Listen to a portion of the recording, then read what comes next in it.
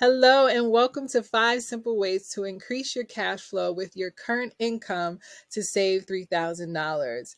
This is a topic that a lot of people have a difficult time with, saving money, because a lot of us have debt. Maybe it's student loan debt, mortgages, credit cards. There's tons of things that we're allocating our money to every month, and it seems impossible to be able to do those things, pay for those things, and save some money for an unexpected expense or an emergency, right? But it is possible. And with these 5 simple ways, you do not have to do any extra work at your job. You don't have to do any overtime. You don't have to pick up a business. You don't have to do anything extra except for implement the strategies that I'm going to share with you. So a little bit about me. I am a financial coach and I am also a mom, and I love sharing financial information with people and really empowering them with their money so that they can make decisions that they may not be able to have been able to make prior to coming across me because they were afraid of making a mistake. Because how many of us have, either maxed out a credit card or just done something with our money that probably wasn't the best thing, and we're still beating ourselves up about it, right? Well, let's get rid of that. We don't have to beat ourselves up about anything, but that is where I show up and how I really help people build their confidence around their finances, is by giving them strategies and really helping them work through some of the emotional and mental things that may be happening with their money.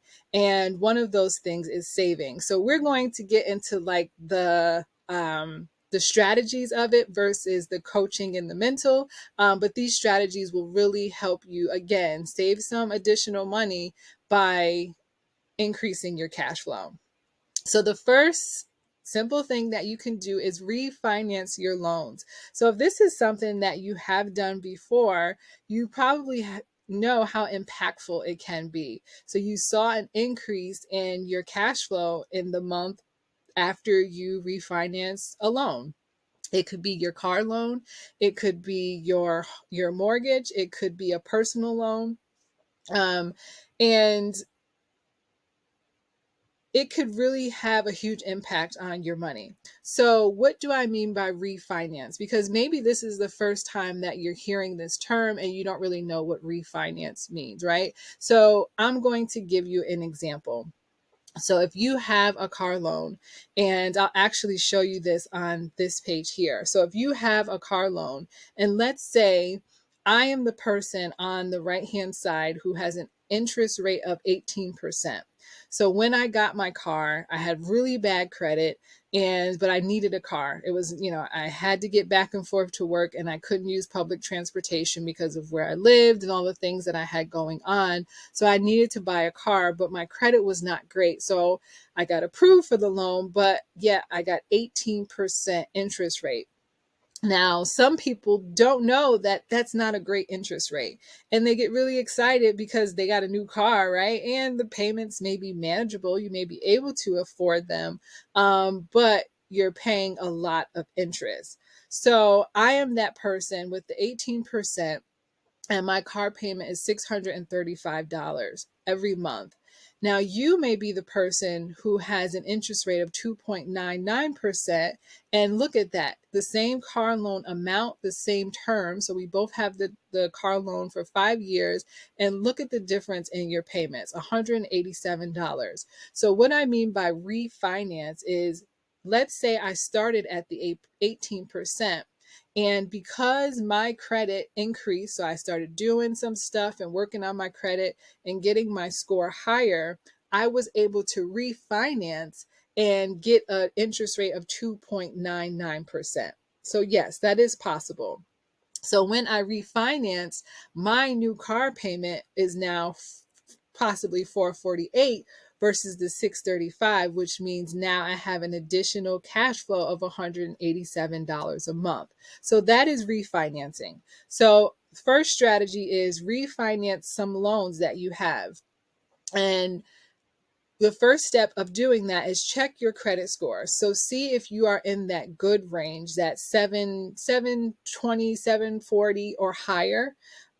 If you're excellent, that's like the 800s, right? So if your credit score has increased, or if the interest rates have decreased since you initially financed your loans, then this may be an opportunity to refinance and get a lower interest rate, which means your payments will be less. Now, when you refinance your loan, you do not want to extend the length of time that you have the loan, because you're going to end up paying the same amount of interest over time. And we really want to either keep however much time we have left on the current loan, or shorten it, but also get lower payments. So now we have more money every month. So after we've checked our credit score and we saw that it increased, we're going to start shopping for some lower interest rates. I love using my credit union because they seem to have the lowest interest rates compared to some of the banks. So I say start at your credit union if you have one currently. If not, find a credit union in your area or one that you can sign up that may have low interest rates, and see if you can refinance that loan. Now, be careful though, because you do not want to apply for too many loans at the same time, because then that could negatively affect your credit score. So shop around, find a credit union or a bank that has a very low interest rate, lower than what you currently have, and look to see what your new payment would be, to see how much it can actually increase your cash flow, and then apply at that bank or credit union. And when you're approved, you're going to see the difference in your payment each month. And now that's some extra cash flow every month. How cool is that, right? Now, this is what it could look like. So I just use this example. I could be here at 18% right now. And when I refinance, I could then be at 2.99%, which means now I have an additional $187 a month. And I did not have to work any extra hours at work. I didn't have to pick up a side gig. I didn't have to do anything extra in my business. All I did was refinance something that I already had, did the work of checking my credit score, shop around for some low interest rates, apply for the refinance at that financial institution that I decided on. And when I got approved, I got a lower interest rate. And now I have a lower monthly payment and an additional $187 a month. So that right there is the first strategy. And already we have an additional $187 a month. So the second strategy is adjust your W-4 at work. So if you are an employee, you have a job, and you get a paycheck, right? We fill out that form, that federal tax withholding form, which is the W-4 form, when we first start working. Most of us do it the first week or however, whenever your employer tells you to fill it out, and we never look at it again, which means we have not changed it when our lifestyle has changed. So maybe you had a child since you started working at that job. Maybe you got married. Maybe you started a business. Maybe there's some different things happening with your taxes that were not happening when you first started your job.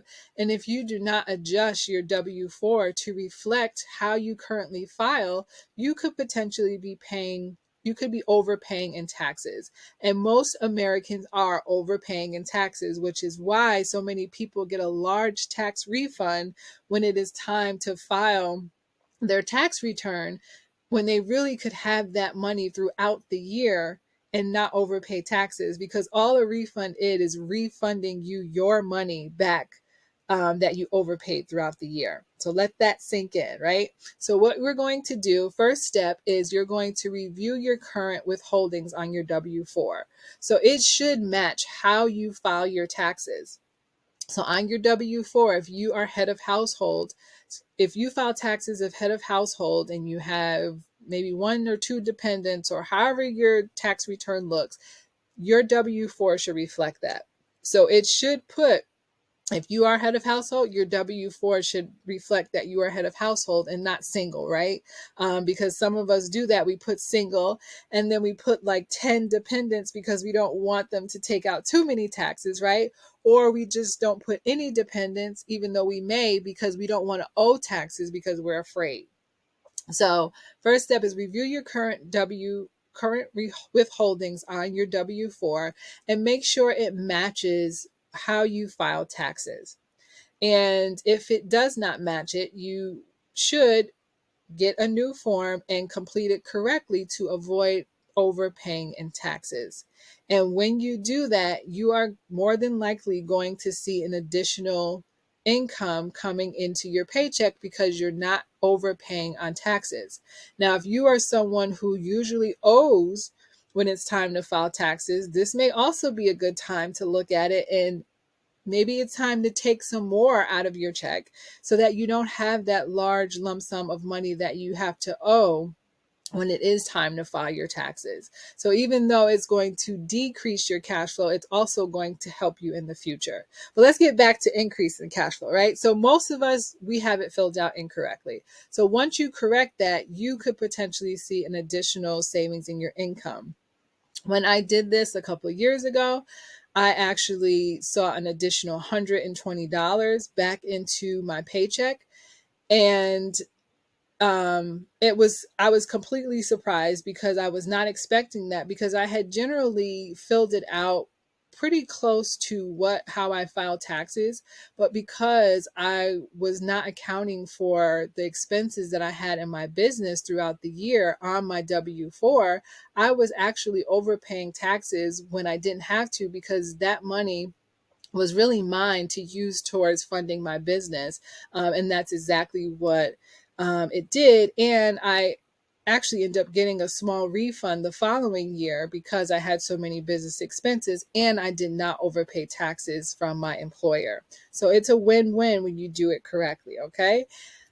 And this is an example of what it could look like.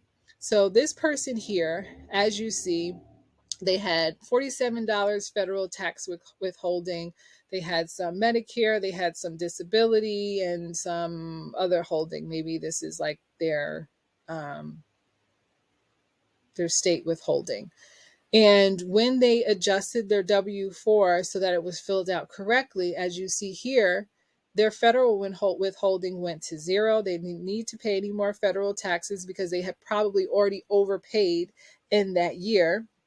And their medical, their disability, and then the MD holding, you see all of that decreased because they corrected the W-4 and was no longer overpaying on stuff that they didn't have to, which then brought in $114.71 per pay period, which is a biweekly paycheck. So that could potentially be an additional $229 a month back into your household that you can use towards saving or some other financial goals that you're working on. But we're focusing on saving in this masterclass. So that is strategy number 2.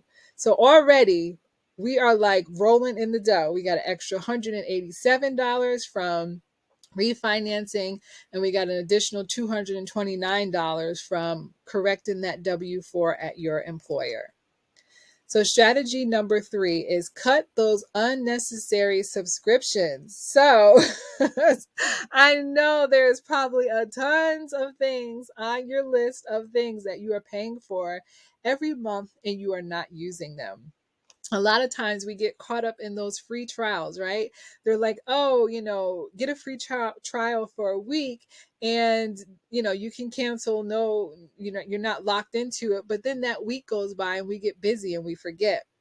And now we're paying $15 or $10 or $20 a month for something that we're not even using because we forgot to cancel the free trial.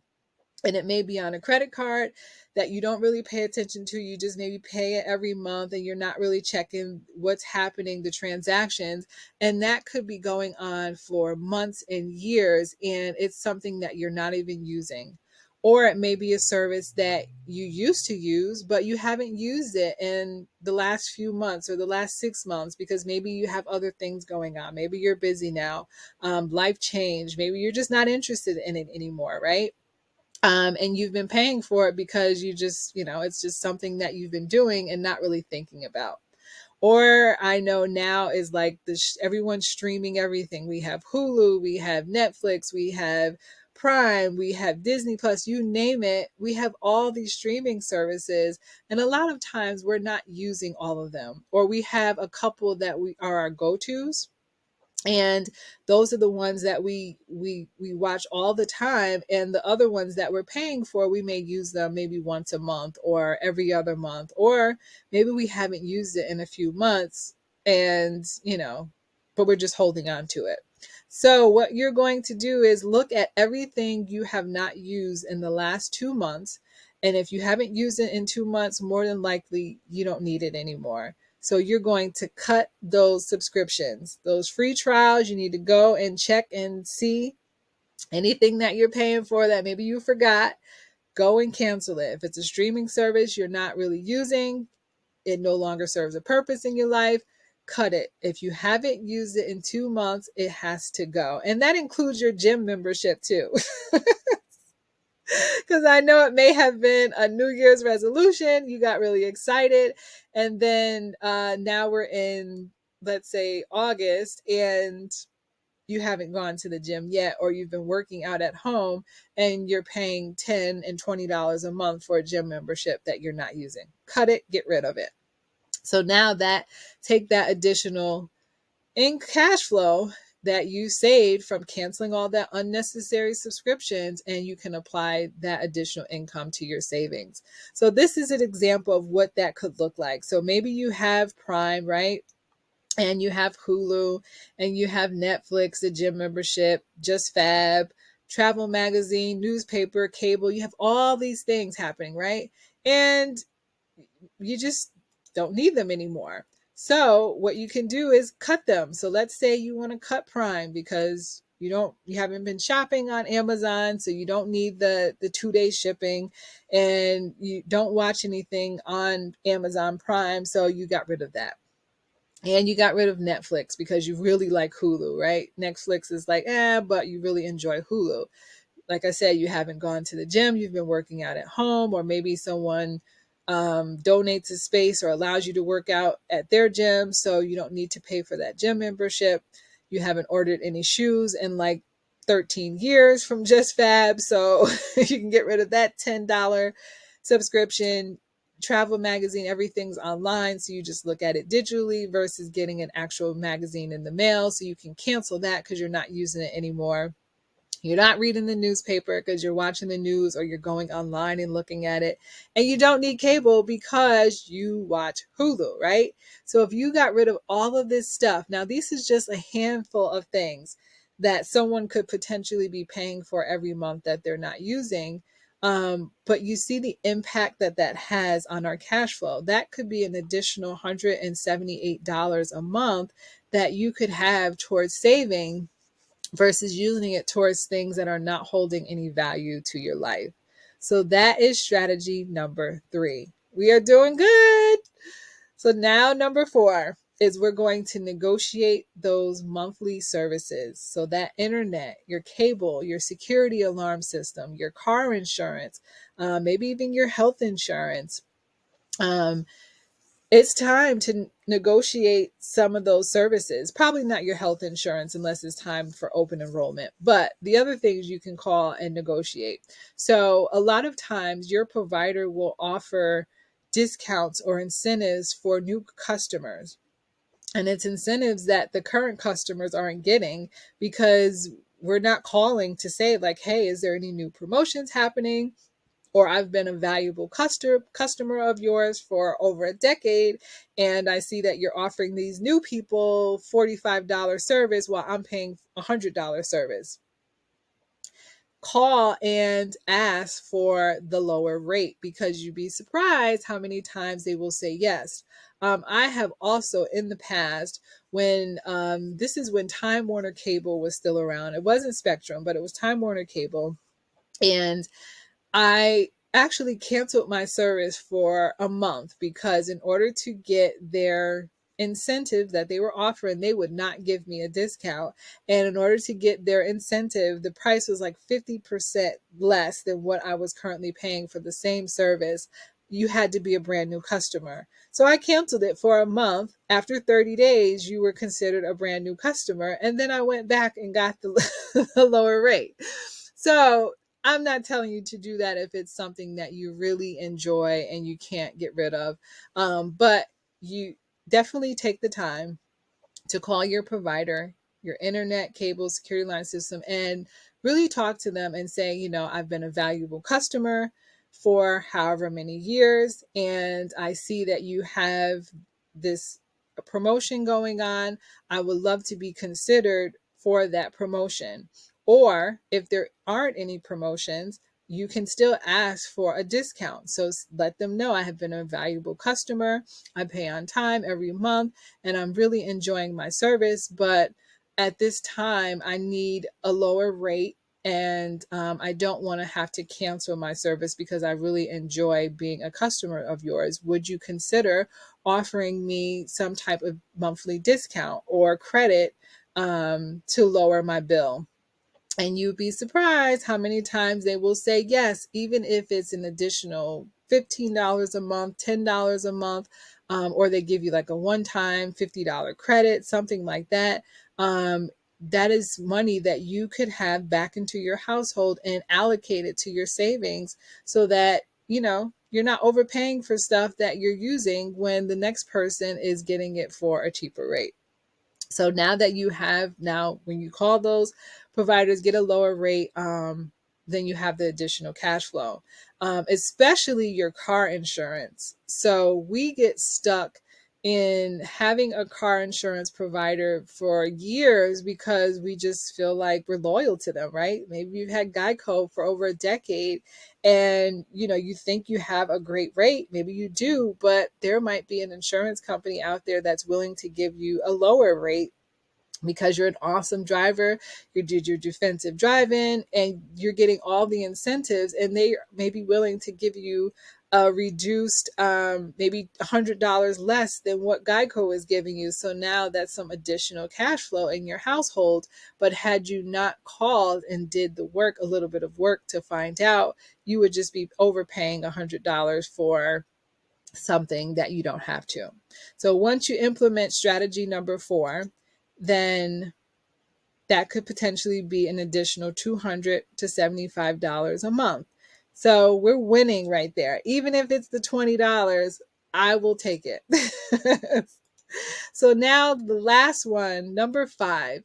This one is not so much one that's going to bring some additional cash flow, but it is once you actually complete it. So focus on one debt at a time.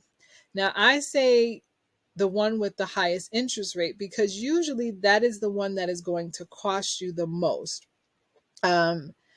over time as you pay for it. So if you have a debt that it has 3% interest rate on it versus a debt that has 10% interest rate on it, then the one with the 10% interest rate is going to cost you more by holding on to it longer than the one with the 3% interest. Also, by focusing on one debt at a time, it helps us really accelerate what we're doing. We're accelerating our debt payoff, which also means that once we pay off a debt, now we have some additional cash flow because now we no longer have that loan or that credit card that we have to pay that minimum balance on every month. Now that's an additional whatever that payment is each month. And why I say focus on one is because it's just like multitasking. So when you multitask, how productive are you? Like, I want you to really think like the last time you multitasked at work or you were doing some projects around the house, like you were all over the place, right? It was like scatterbrain and nothing really got done. With high value, like you were doing a little bit of this or you were doing a little bit of that, and you probably got everything done, but you would have been more efficient if you just focused on one thing at a time, got that done, gave it your full attention, and then moved on to the next thing. Well, that's exactly what it is with paying off debt. So, what you want to do is, I say do the one with the highest interest rate, but there are so many other ways that you can look at it. You can also look at the one that is taking up the most cash flow every month. So maybe you have a debt that has a payment of $150 a month versus the one with the high interest rate on it only has a $50 a month payment. So by paying off the $150 a month debt, that actually gives you an additional $150 a month versus 50. So you can look at it that way, but for this masterclass, I want you to focus on the one with the highest interest rate and then pay the minimum on all your other expenses and all your other debt while you're focusing and really putting a lot of money on that one debt. And any extra money that you were trying to put on, everything. So maybe you're putting $50 on this card, an extra $50 on that loan, an extra $100 on that loan. Focus on one and then take some additional money from that and put it towards your saving every month. So now let's total it all up, okay? So we have the refinance of $187 a month. We have the W-4 that we adjusted, which gave us an additional $229 a month. We canceled those subscriptions that we're no longer using, which is $178 a month. We reduced one or some of our monthly bills. We took the minimum, and let's say that was an additional $20 a month. And we started focusing on one debt and paying the minimum on all the others, and then gave ourselves an additional $50 a month towards savings. So look at this. That is a total of $664.40 a month that we have just cash flowed back into our household without working any extra hours, doing anything extra outside of the house except for picking up the phone and maybe calling our provider, right? And making those negotiations, or looking at that W-4 at our job, or shopping around for a lower interest rate and applying for that new loan and just getting that paperwork in to finalize the loan. That's all we had to do, but we didn't have to actually do any overtime or anything other than that. So an extra $664 a month. So now, how long before we can save $3,000? So let's say you take 100 of that, $100 a month out of that money and start investing it in your IRA, or putting an additional $100 into your 401k at your job. Maybe now you want to save a little for travel because you're like, oh, now I actually see I have this extra money. I'm going to start putting away $64.40 a month towards travel so that, we can really plan something and have a great vacation. And then then you're going to take $500 and put that into your emergency fund for your savings. So you're doing a little investing, you're having a little fun, and you're also being financially savvy and saving $500 towards your emergency fund. So if you did this strategy right here, you could potentially reach $3,000 in just 6 months. And that's staying dedicated to using that money for what we just talked about and saving $3,000 in 6 months. Like, I really want you to take a moment and sit with that and think about how much different life would be for you if you had $3,000 sitting in your bank account for an expense that maybe came up that you weren't prepared for. Or if maybe you lost some hours at work and now you don't have as much income coming in, that you have that backup there. And now that can help you relax a little bit and feel a little more at peace because you have that savings, right? So it's not just about the money, but it's also about what that money can do for you and how that money can make you feel by having that emergency fund. So these are some action steps. I gave you the action steps as we went through them, but these are the action steps that I want you to take, right? And you can pause this video and just write them down and do one a week, right? You don't have to bombard yourself with trying to get everything done all in one week, and then you get overwhelmed and you don't do anything at all. So commit to doing at least one a week. And then by the time the month and a week is over, then you could potentially have some up to like $664 cash flow back into your house. So the first thing with the refinance, I want you to check your credit score. How can you check your credit score? If you have a credit card currently, most of the credit card providers are giving you your credit score for free. They give you an updated score every month. You can check it that way. Or you can go on annualcreditreport.com and download your current credit report and also get your credit score. Some of the credit bureaus, out of the three, Equifax, Experian, and TransUnion, they may make you pay for them. I think TransUnion or Equifax is the only one, but Experian and TransUnion will give it to you for free. So even if you just look at one of them and get the credit score, at least it'll give you a general idea of what your score is. And then I want you to go and shop around for some interest rates. Now, right now, because of the interest rate hikes with the inflation and the Fed's increasing the interest rates, it may be difficult to find those 2.5% or those 1.69% that we were seeing during the pandemic. But there are still some financial institutions that are offering lower interest rates for like car loans and personal loans and things like that. So I want you to look at your current interest rate, what your current interest rate is, what your balance is, what your payment is, and then do a little shopping around to see if there are lower interest rates available that you could potentially qualify for, and refinance the loans that you have. So that is action number one, right? You can also, the next thing is do your W 4 adjustment. So get a copy of your current W 4 at your job. And I want you to then look at how it's filled out and compare it to how you file taxes or you plan to file taxes next year, to make sure it is done correctly. So on your tax return, for when you're tax professional filed, are you head of household? Are you single? Are you married? Filing jointly, married? However you filed your W 4 should reflect that. And if you have any additional dependents or you have additional deductions, that should also be reflected on your W 4 so that that money is then cash flowed back to you in your paycheck. And now you have that additional money. The next thing is those subscriptions. So I want you to take some time and review your bank accounts and credit cards for all the possible subscriptions that you may be paying for.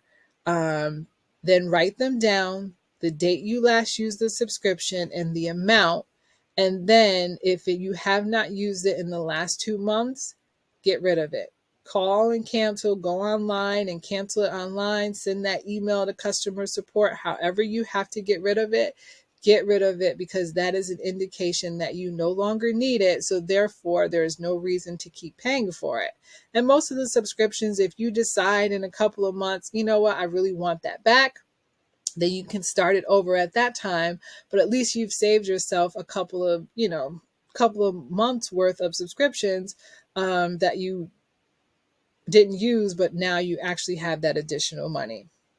The fourth thing is those monthly services. So you're going to call your cable, your cell phone, your internet, your security alarm system, your insurance provider, your car insurance provider, and this also applies to your homeowners and your renters insurance as well.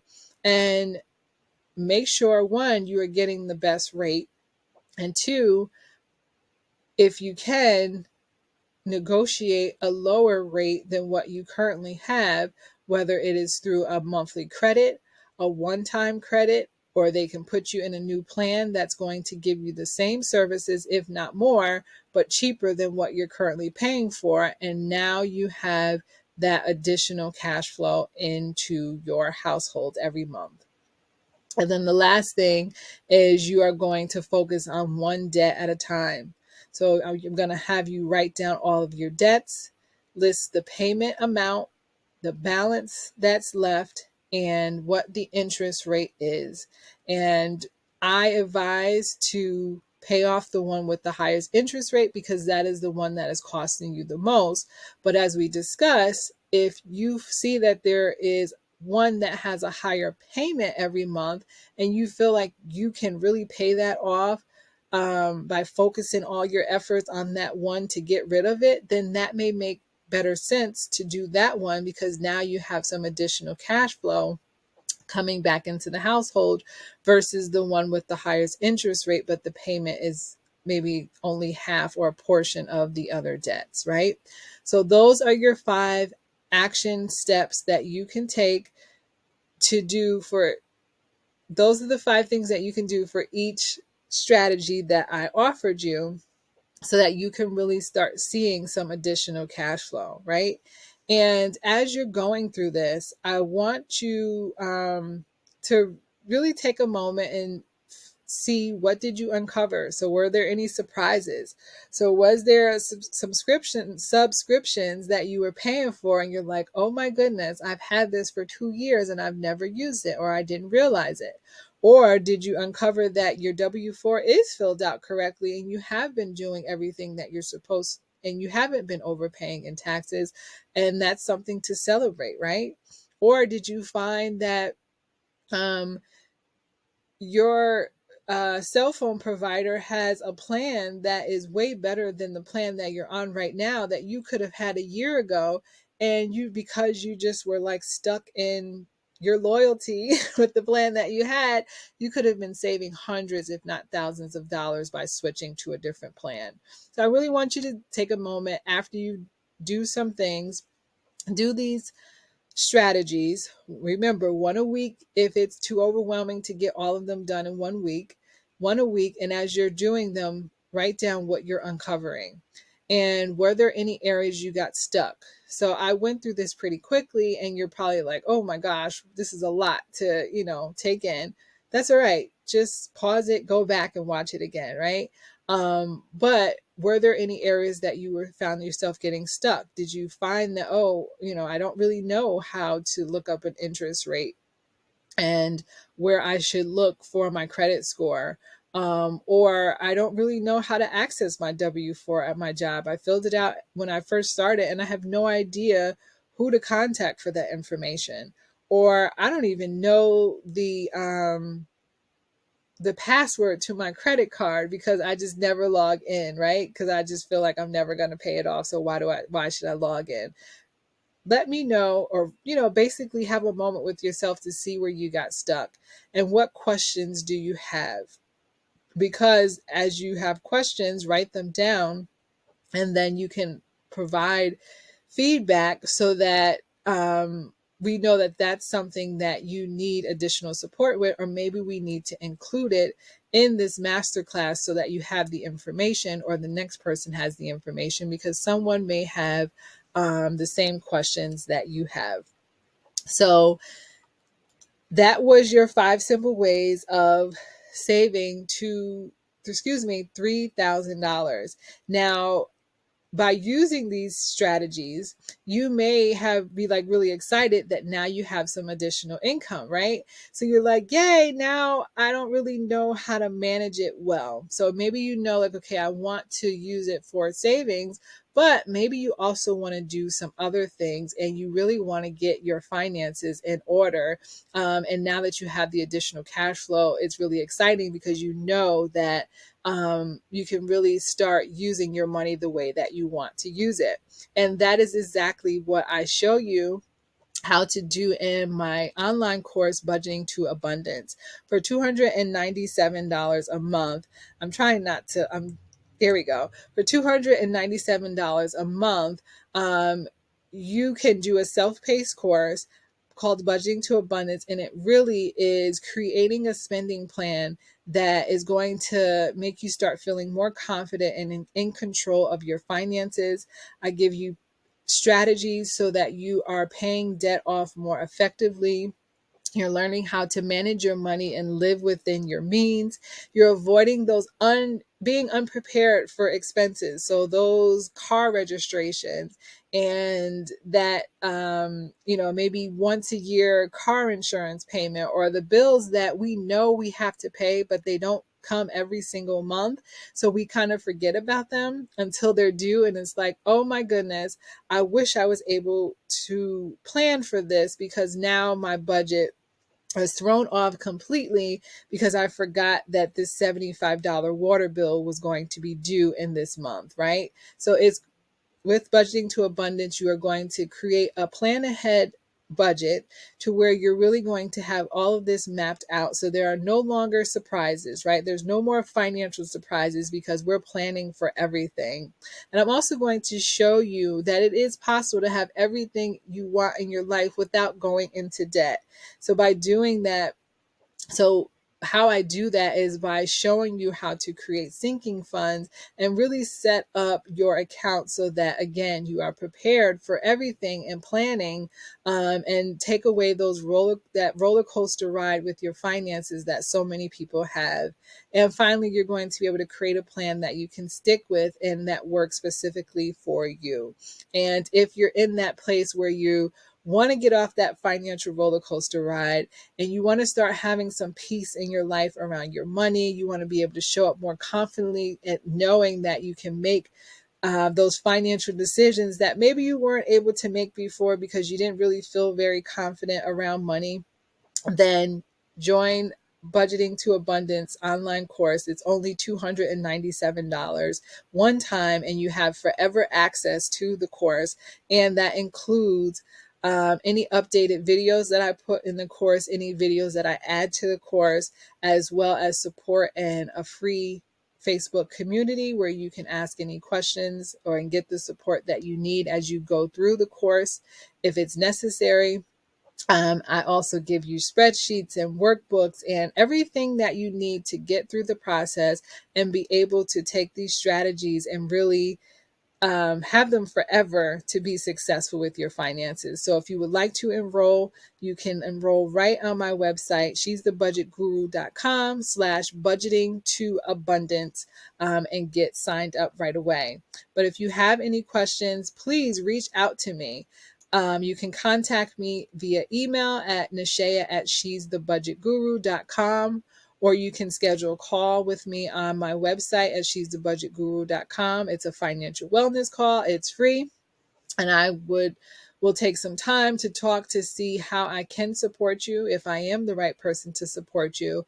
Or you can find me online, Facebook or Instagram at she'sthebudgetguru.com, or just my first and last name. So I am super excited to see your success with these 5 simple steps, 5 simple strategies to increase your cash flow, because I know you're going to have at least a little bit of extra money after doing at least one of these strategies. And now that is some extra money that you can start saving and building that security and releasing that tension in your shoulders, because now you have some more money to do the things that you really need to do. So thanks again for joining me for 5 simple ways to increase your cash flow and save $3,000. Later.